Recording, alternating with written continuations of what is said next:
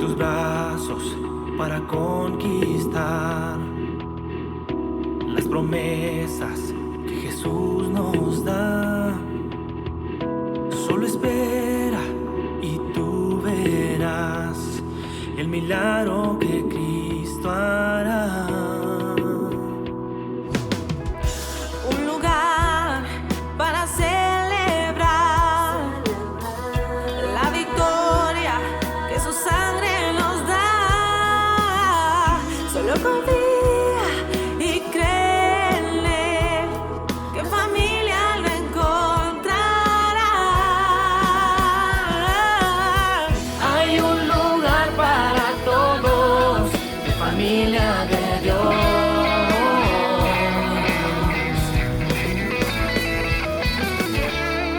En familia de Dios.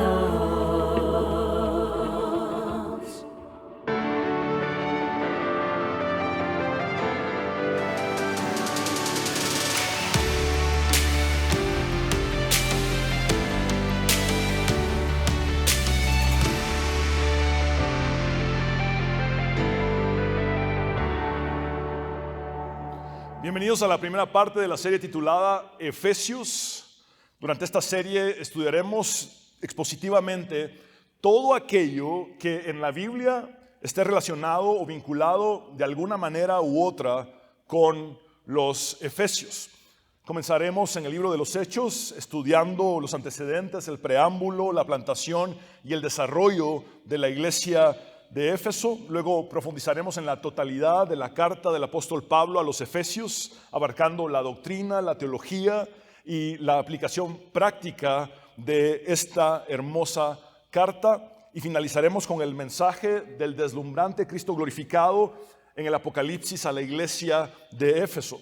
Es decir, nuestro recorrido durante esta serie titulada Efesios incluirá una sección del libro de los Hechos, la totalidad de la carta del apóstol Pablo a los Efesios y una porción breve del libro del Apocalipsis. Aun cuando estaremos inmersos en esta serie durante una cantidad considerable de tiempo, les aseguro que esta no será monotemática en lo absoluto, ya que la gama de temas, asuntos y contenidos que exploraremos será maravillosa.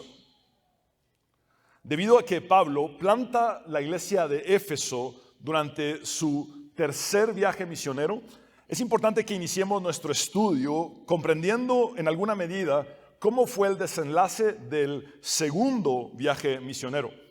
En efecto, en los primeros estudios de esta serie nos enfocaremos en los antecedentes y el preámbulo. Me refiero a lo acontecido antes de que todo empezara en Éfeso. Exploraremos primeramente cuáles fueron las vivencias de Pablo en el final de su segundo viaje misionero para entender mejor el inicio del tercer viaje misionero en el que el apóstol junto a un grupo de colaboradores fundan, establecen, plantan la iglesia de Éfeso. Usando un neologismo del ámbito literal, teatral y cinematográfico, puedo decir que empezaremos con la precuela de la plantación de la iglesia de Éfeso. Dicha precuela nos ubica en el desenlace del segundo viaje misionero, directamente en la ciudad de Corinto, alrededor del año 51 después de Cristo. Tenemos alguna información acerca del estado de ánimo de Pablo a estas alturas de su ministerio. En efecto, Pablo describe en su primera carta a los Corintios cómo se sintió al llegar a aquella ciudad. Leamos 1 Corintios capítulo 2, versículo 3.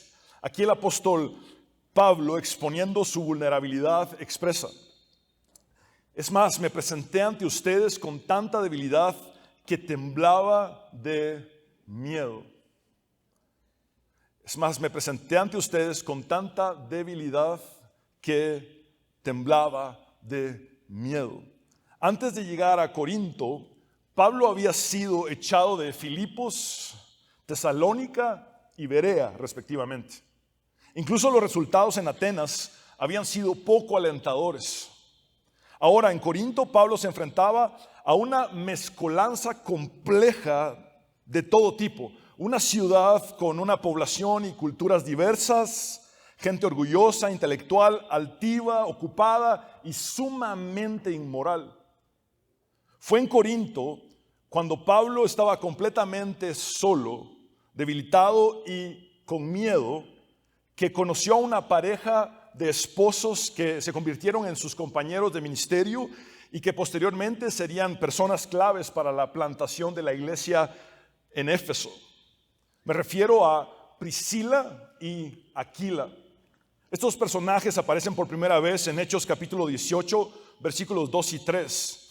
Allí en Corinto se encontró con un judío llamado Aquila, natural del Ponto, y con su esposa Priscila. Hacía poco habían llegado de Italia, porque Claudio había mandado que todos los judíos fueran expulsados de Roma. Pablo fue a verlos y, como hacía tiendas de campaña, al igual que ellos, se quedó para que trabajaran juntos. Priscila y Aquila habían tenido sus propias dificultades. Ellos habían tenido que huir de Roma debido a que eran judíos. Pablo y esta pareja de esposos se conocieron en parte por tener el mismo oficio en común. Los tres eran artesanos humildes que trabajaban en la confección de tiendas de campaña o una especie de toldos y artículos de cuero en general, para luego venderlos en el mercado. Aquí Pablo se desempeñaba en el ministerio de tiempo parcial. Los días de reposo se dedicaba a discutir y debatir en la sinagoga de Corinto, donde anunciaba el evangelio de Jesucristo tanto a los judíos como a los griegos. Cuando Silas y Timoteo, los refuerzos, llegaron finalmente a Corinto procedentes de Macedonia, entonces Pablo pudo dedicarse totalmente al ministerio de tiempo completo en Corinto. Sin embargo, como resultado de esto, también aumentó el rechazo hostil de parte de los judíos contra Pablo. Pablo decidió entonces enfocarse más en alcanzar a los gentiles, es decir, a los no judíos o paganos, y encontró un lugar ideal y estratégico para la predicación del evangelio. Este lugar era la casa de Ticio Justo, quien creemos era un no judío, es decir, un gentil que se convirtió al cristianismo. Esta casa se convirtió en la base de operaciones de Pablo y estaba ubicada precisamente a la vecindad de la sinagoga judía de Corinto. Finalmente aconteció algo grandioso y dramático a la vez. Crispo, el principal de la sinagoga judía, creyó en el Señor Jesucristo y se bautizó. Lo mismo hicieron todos los miembros de la familia de Crispo y muchos otros corintios que fueron impactados por la conversión de su líder en la sinagoga. Imaginémonos por un momento las tensas reuniones de los judíos en aquella sinagoga de Corinto, donde el líder principal, toda su familia y muchos más se habían hecho cristianos. Seguramente dichas reuniones estaban llenas de controversia y polémica. La oposición, el odio, la persecución contra Pablo se incrementaron exponencialmente en Corinto. Los judíos vieron a Pablo como alguien que había llegado a perturbar su shalom, su paz. El cansancio rezagado de todo lo vivido en Macedonia, en Atenas y ahora en Corinto afectó fuertemente a Pablo. El apóstol se sintió sumamente desanimado y frustrado. Estaba lleno de miedo, al punto de temblar literalmente. El apóstol se encontraba debilitado por el crescendo de las pruebas y dificultades que solamente se intensificaban más y más. Aun cuando había ciertos frutos positivos, las cosas solo parecían complicarse cada vez más. Recordemos que el segundo viaje misionero había sido complicado desde el principio. Bernabé y Juan Marcos habían abandonado a Pablo por un fuerte conflicto, un fuerte pleito entre ellos. En cada lugar al que Pablo había arribado, tanto en su primer como en su segundo viaje misionero, había tenido que enfrentar luchas y dificultades inmensas. Quiero intencionalmente hacerles un recuento de los embates de Pablo, los embates que Pablo ha sufrido desde su conversión hasta este punto de su ministerio en Corinto. Creemos que Pablo se convirtió alrededor del año 34 después de Cristo y su ministerio en Corinto se llevó a cabo alrededor del año 51 después de Cristo. En otras palabras, estoy por listarles los padecimientos de Pablo en un periodo de alrededor de 17 años, desde su conversión hasta su ministerio en Corinto. Desde su conversión, la vida de Pablo había sido amenazada en Damasco. Su vida había sido amenazada nuevamente en Jerusalén. En su primer viaje misionero, Pablo había sido perseguido y expulsado de Antioquía de Pisidia. Había enfrentado una posible lapidación en Iconio.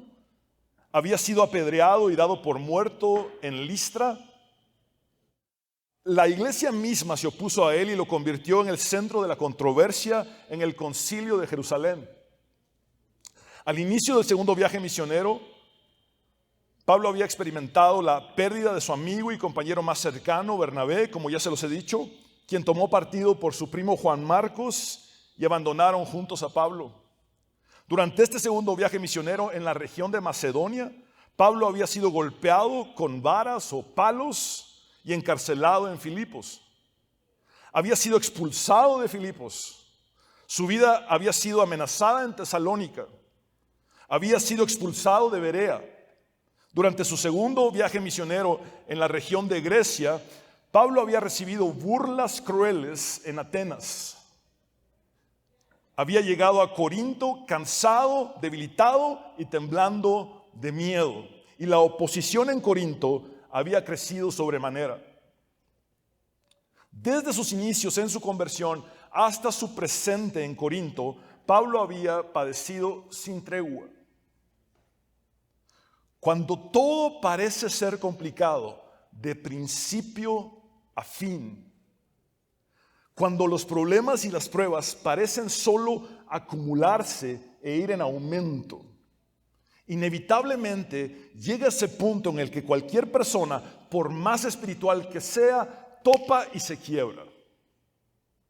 Si le pasó a Pablo, seguramente nos pasará a nosotros. ¿Puedes identificarte con esto? ¿Acaso las pruebas y dificultades que enfrentas han ido aumentando? ¿Te sientes debilitado? ¿Estás cansado y desanimado? ¿El camino ha sido cuesta arriba de principio a fin? Estoy seguro de que Dios te hablará hoy por medio de su palabra. Efectivamente, quiero dedicar esta predicación a todos aquellos que están enfrentando un desánimo terrible, debilidad extrema y miedo intenso al punto de llegar a temblar, al igual que Pablo. Quiero dedicar esta predicación a aquellos que estén padeciendo depresión o ataques de pánico. Como ya se los he dicho, en esta ocasión nos enfocaremos principalmente en el ministerio de Pablo en Corinto, ya que este es el preámbulo de lo que acontecerá posteriormente en Éfeso. Iniciaremos esta serie estudiando cómo fue el final del segundo viaje misionero para comprender mejor el inicio del tercer viaje misionero cuando comienza la plantación de la iglesia en Éfeso. El título de este mensaje es Una visión alentadora. Una visión alentadora. Como ya lo hemos visto, la conversión de Crispo, el líder de la sinagoga judía de Corinto, fue una gran victoria evangelística, pero a la vez catapultó la oposición hostil de los enemigos de Pablo. El éxito evangelístico parecía ser opacado por la persecución. Cualquier logro ministerial parecía ser aplastado por rivales antagonistas. Cuanto más grande era el triunfo, más grandes eran también las repercusiones y las represalias en contra de Pablo. La comunidad judía de Corinto estaba extremadamente furiosa. No lo sabemos con certeza, pero no sería descabellado inferir que todo esto haya llevado a Pablo a un agotamiento en el que ya no podía ni siquiera disfrutar las cosas buenas que habían sucedido. ¿Te has sentido alguna vez así? Lo que antes te llenaba de alegría ya no produce efectos. Te has esforzado mucho y a la vez has enfrentado tantas dificultades en el proceso que en tu agotamiento pierdes el sentido de la vida. Te deprimes y ya no puedes ni siquiera deleitarte en el fruto de tu esfuerzo. Has perdido la capacidad de disfrutar las cosas buenas. Pablo estaba soportando una tremenda presión, a tal grado que al parecer había decidido que lo mejor era esconderse y callarse. Probablemente haya llegado a pensar en huir de Corinto. Fue allí precisamente cuando Pablo estaba en el fondo de la desesperación, del desánimo, de la debilidad y del miedo, que nuestro texto base para esta predicación dice lo siguiente. Leamos Hechos capítulo 18, versículos del 9 al 11, en el nombre del Padre, del Hijo y del Espíritu Santo. Una noche el Señor le dijo a Pablo en una visión: no tengas miedo, sigue hablando y no te calles, pues estoy contigo. Aunque te ataquen, no voy a dejar que nadie te haga daño, porque tengo mucha gente en esta ciudad. Así que Pablo se quedó allí 1 año y medio enseñando entre el pueblo la palabra de Dios. El versículo 11 parece ser una especie de paréntesis que nos indica la totalidad del tiempo que Pablo permaneció en Corinto. Su ministerio allí duró un total de 18 meses, es decir, 1 año y medio. Corinto es hasta este punto el lugar en el que Pablo ha permanecido por más tiempo en su misión. Veremos posteriormente que Pablo permanecerá entre 2 a 3 años en Éfeso. Volvamos a estos versículos de nuestro texto base, pero ahora para profundizar en los detalles. Una noche el Señor le dijo a Pablo en una visión. El mismo Señor Jesucristo que había aparecido a Pablo en el camino a Damasco, ahora aparece nuevamente en una visión para animarlo. El Señor Jesús le dice a su siervo: no tengas miedo. No lo quiero complicar, pero en el griego encontramos aquí un imperativo presente medio con una partícula negativa, lo cual de manera sencilla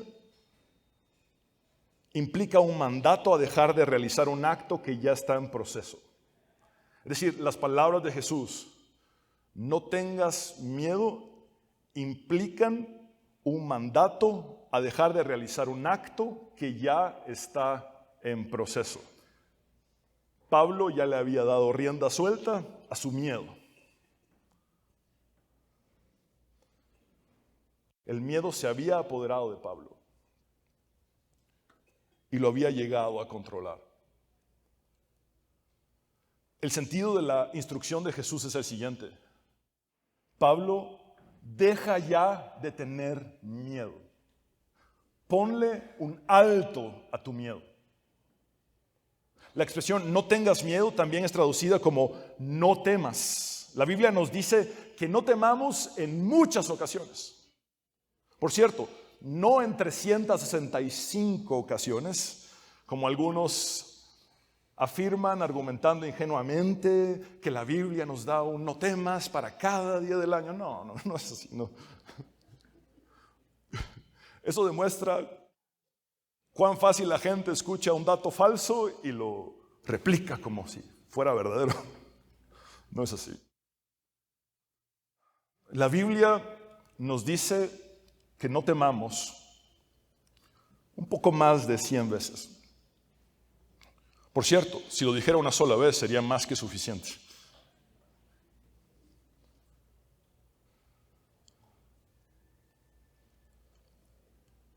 Las palabras del Señor, no temas, son suficientes para que pongamos toda nuestra confianza en Dios, quien es el único que tiene palabras de vida eterna y quien nunca falla a sus promesas. En efecto, la expresión no temas o no teman relata de una forma u otra la historia bíblica. Podríamos explorar la historia de la Biblia desde Génesis hasta Apocalipsis, tomando como hilo conductor la expresión no temas o no teman, dicha por Dios en tantas ocasiones. Partiendo desde el momento en el que Dios hace un pacto con Abraham, como podemos verlo en Génesis 15:1. Después de esto, la palabra del Señor vino a Abraham en una visión: no temas, Abraham, yo soy tu escudo y muy grande será tu recompensa.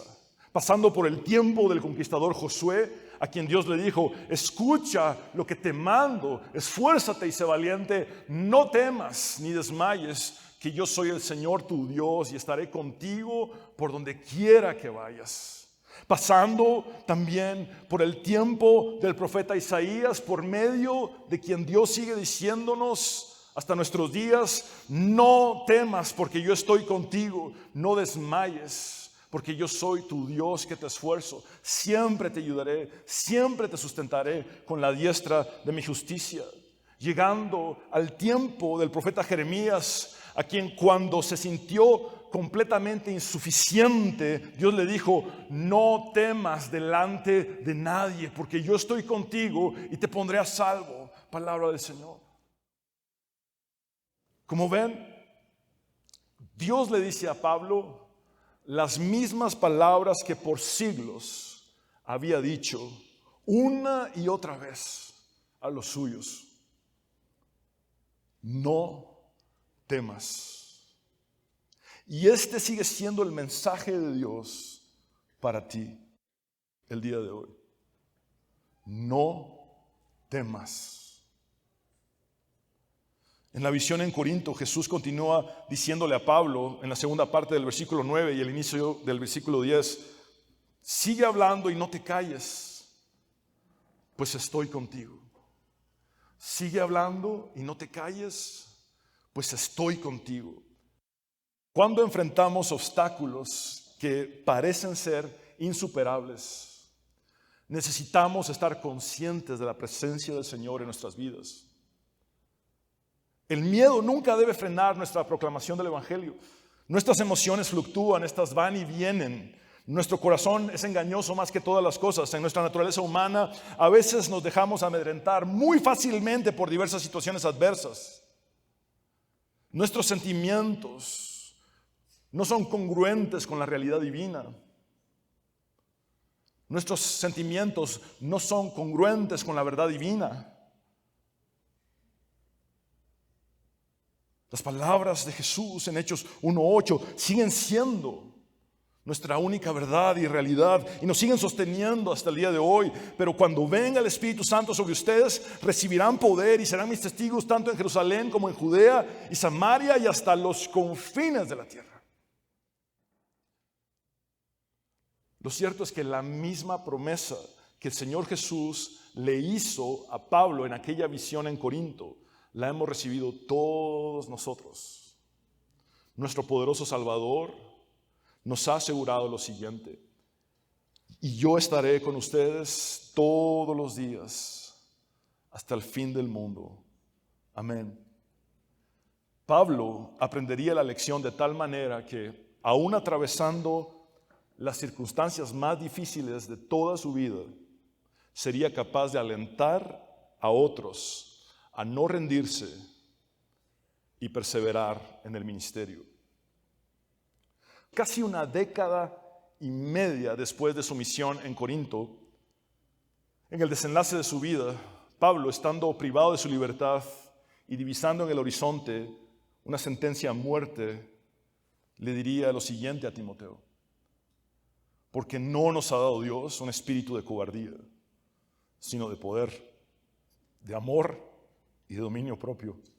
Por tanto, no te avergüences de dar testimonio de nuestro Señor, ni tampoco de mí, preso suyo. Al contrario, participa de las aflicciones por el Evangelio según el poder de Dios, quien nos salvó y nos llamó con llamamiento santo, no conforme a nuestras obras, sino según el propósito suyo y la gracia que nos fue dada en Cristo Jesús antes de los tiempos de los siglos.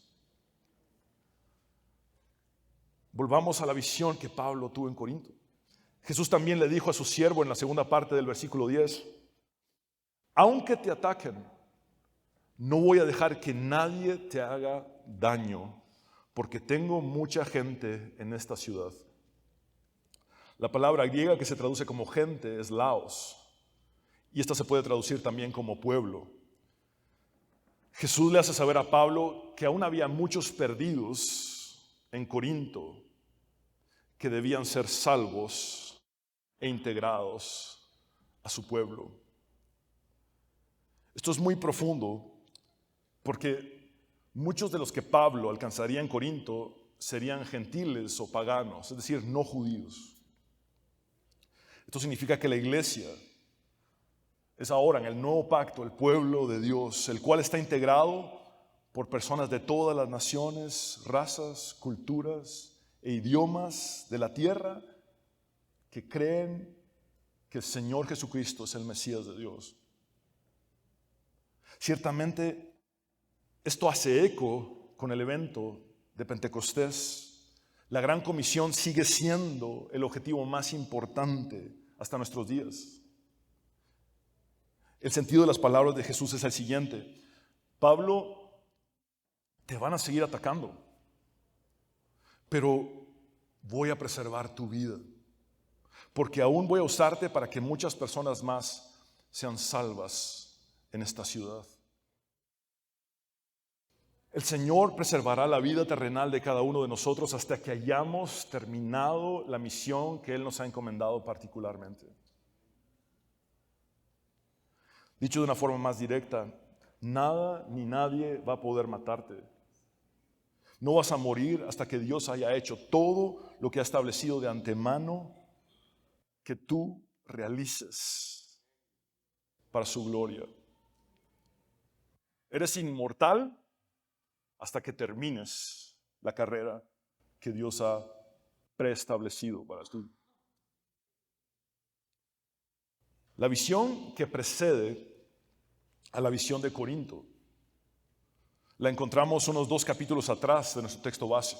En Hechos 16, versículos del 6 al 10, leamos dicho texto: atravesaron la región de Frigia y Galacia, ya que el Espíritu Santo les había impedido que predicaran la palabra en la provincia de Asia. Cuando llegaron cerca de Misia, intentaron pasar a Bitinia, pero el Espíritu de Jesús no se lo permitió. Entonces, pasando de largo por Misia, bajaron a Troas. Durante la noche, Pablo tuvo una visión en la que un hombre de Macedonia, puesto de pie, le rogaba: pasa a Macedonia y ayúdanos. Después de que Pablo tuvo la visión, enseguida nos preparamos para partir hacia Macedonia, convencidos de que Dios nos había llamado a anunciar el Evangelio a los macedonios.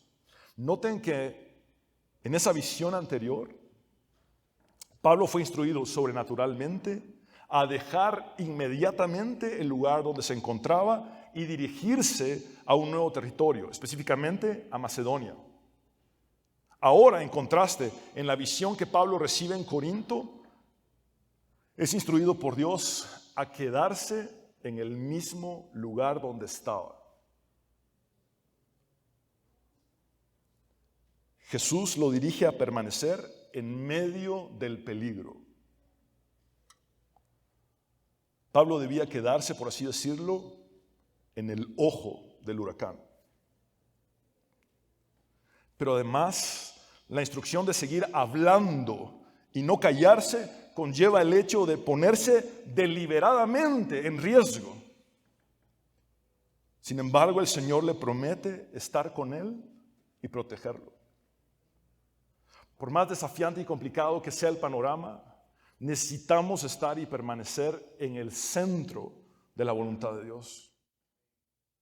Corrie ten Boom fue una mujer que pasó a la historia como alguien que protegió y refugió a los perseguidos por los nazis en la Segunda Guerra Mundial. Ella dijo acertadamente que el lugar más seguro para estar es en el centro de la voluntad de Dios. El lugar más seguro para estar es en el centro de la voluntad de Dios. Para Pablo, el lugar más seguro para estar era en medio del peligro de la persecución y la oposición en Corinto, porque ese era el centro de la voluntad de Dios para él. Volvamos a estas circunstancias difíciles de Pablo en Corinto y la visión y las palabras de Jesús que éste recibió. Noten que después de su encuentro con Jesús en aquella visión, el peligro no cambió, pero la perspectiva de Pablo sí. Noten que las amenazas no cambiaron, incluso incrementaron, pero la perspectiva de Pablo sí cambió. Incluso veremos la próxima semana que el conflicto religioso en contra de Pablo va a escalar hasta el ámbito político. Pero aun cuando las cosas se complicaran más, el mensaje de Jesús en la visión que Pablo recibió cambió toda su perspectiva al animarlo y fortalecerlo. No es lo mismo enfrentar las pruebas lleno de miedo que lleno de confianza en Dios. No es lo mismo enfrentar las pruebas lleno de miedo que lleno de confianza en Dios. ¿Qué hay de ti? ¿Cómo está tu perspectiva? ¿Estás lleno de miedo o de confianza en Dios? ¿Estás reaccionando cobardemente o en el poder de Dios? Si tu visión de la vida en este momento es desalentadora, necesitas que Cristo te dé una visión alentadora. C.S. Lewis dijo acertadamente que no puedes volver atrás y cambiar el principio, pero puedes empezar donde estás y cambiar el final. No puedes volver atrás y cambiar el principio, pero puedes empezar donde estás y cambiar el final. Un personaje como Pablo tuvo grandes conflictos con su pasado. Él había sido un perseguidor de la iglesia. Y como un ex perseguidor de la iglesia, sabía muy bien cómo pensaban los perseguidores y el inmenso peligro al que él se estaba exponiendo. Por eso temblaba de miedo.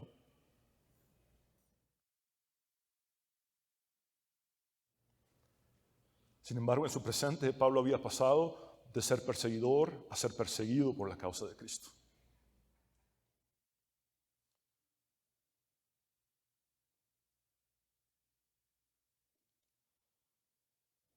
A veces la lista de los hubiera llega a ser interminable y abrumadora cuando ves tu vida en retrospectiva. Los seres humanos tendemos a perdernos en laberintos de hubieras que solamente drenan nuestra energía y entorpecen nuestro funcionamiento en el presente. Y ese punto donde te das cuenta que tu única opción es soltar tu pasado en las manos de Dios que están llenas de gracia y de perdón.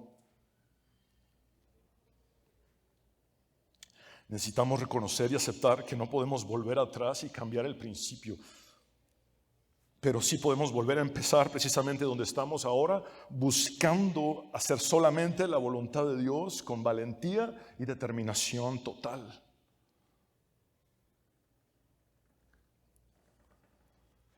Pablo, ya siendo un siervo de Dios, sufrió varios traumas severos, tanto en su primer como en su segundo viaje misionero.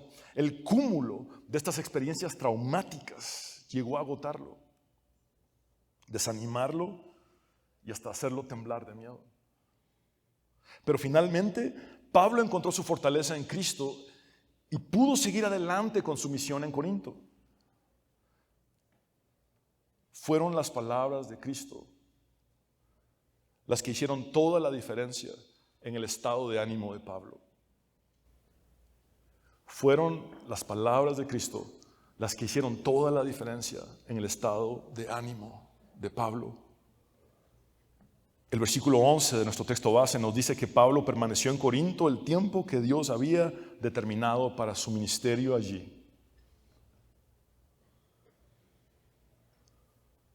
Las palabras de Cristo fueron efectivas. El versículo 11 nos dice que Pablo se quedó allí 1 año y medio enseñando entre el pueblo la palabra de Dios. No se quedó callado, no se quedó escondido, no huyó, permaneció y cumplió con la voluntad de Dios, porque las palabras de Cristo fueron suficientes para cambiar su estado de ánimo y renovar su perspectiva en una situación tan difícil.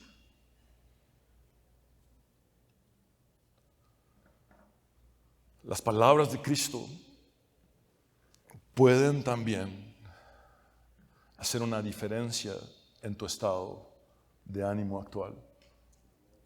Las palabras de Cristo pueden también hacer toda la diferencia en tu perspectiva desalentadora de la vida. Hoy Jesús puede darte una visión alentadora. Hoy el Señor sigue diciendo el mismo mensaje. No tengas miedo. Sigue adelante. Yo estoy contigo. No tengas miedo. Sigue adelante. Yo estoy contigo.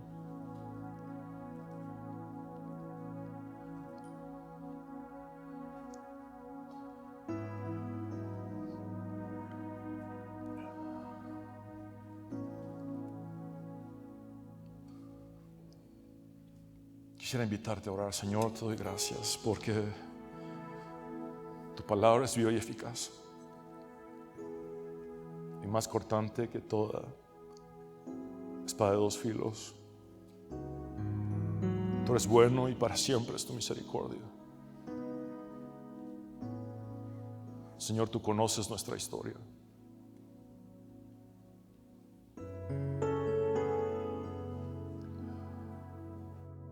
Hemos sido vistos desde el embrión por ti. Y tú sabes, Señor, si el camino ha sido cuesta arriba de principio a fin.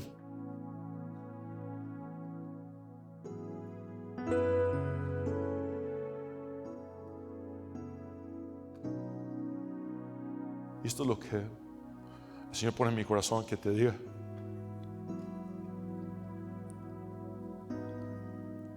Sé que topaste y te quebraste. Sé que topaste y te quebraste.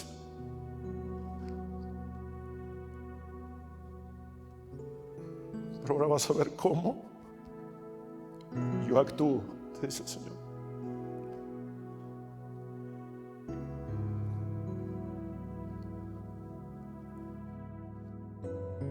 Gracias, Señor, por hablarnos, por darnos esperanza. Cuando todo ha sido complicado de principio a fin, cuando la culpa del pasado nos persigue, no nos permite funcionar, cuando los traumas severos del presente se van acumulando y nos desanimamos en extremo, nos debilitamos y llegamos a temblar literalmente de miedo.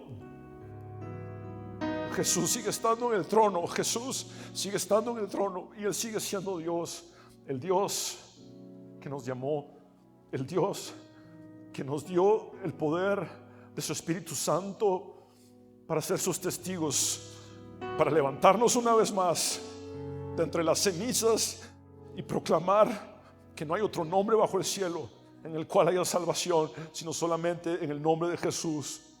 Señor, obra en mis hermanos, trae sanidad psicológica, Señor, trae sanidad a su mente, trae sanidad, Señor, a sus emociones, a su alma, a sus sentimientos. Hazlos libres, Señor. Envía tu palabra, Señor, y que tu palabra lleve esta sanidad. Sana sus cuerpos, Señor. Obra en ellos. Cambia su perspectiva. Podría ser que el problema continuara allí, pero la perspectiva, después de escuchar a Jesús hablar, cambia por completo. Podría ser que el problema incluso empeorara, pero la perspectiva, después de escuchar a Jesús hablar, cambia por completo. Deja ya de temer. Es lo que Jesús le dice a Pablo. Deja ya de temer. Está siendo controlado por el miedo. Deja ya de temer. Yo estoy contigo. Su presencia es suficiente. Su presencia es real. Necesitamos estar conscientes de su presencia en medio de nosotros y con cada uno de nosotros en lo individual. Señor, hoy oro por personas que están atravesando cualquier tipo de crisis emocional, depresión, tal vez han perdido el sentido de la vida y no pueden ni siquiera alegrarse en las cosas buenas. Señor, sácalos de allí. Haz un milagro en ellos. Te lo ruego. Señor, obra.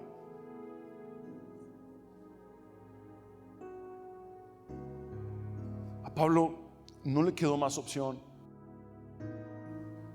que soltar su pasado en las manos de Cristo. Él no podía reparar el daño que había hecho. Esteban no iba a ser resucitado en un momento presente. ¿Cómo habrá entendido la familia de Esteban la gracia de Dios sobre Pablo, por ejemplo? Esteban que había muerto apedreado. Pero la gracia de Cristo, la gracia de Cristo, la gracia de Cristo es suficiente. Solo soltamos en sus manos lo que ya no podemos cambiar y Él nos da una nueva oportunidad hoy, en el presente, de cambiar el desenlace, cambiar el final. Hoy es el primer día del resto de nuestras vidas. Hoy es el primer día del resto de nuestra historia en el que podemos nosotros determinarnos a dejar de huir, a dejar de callarnos, a estar en el centro de la voluntad de Dios. Por más difícil que sea, es allí donde vamos a estar más seguros. Es el centro de su voluntad. Todo lo que nos importa.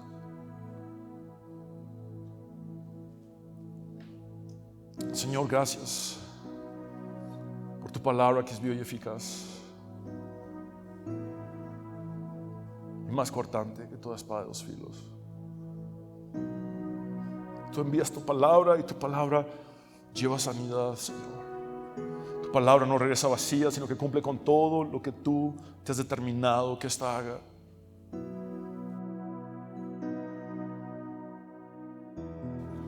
Señor, gracias por tu palabra. Gracias por hablarnos. Solo tú tienes palabras de vida eterna.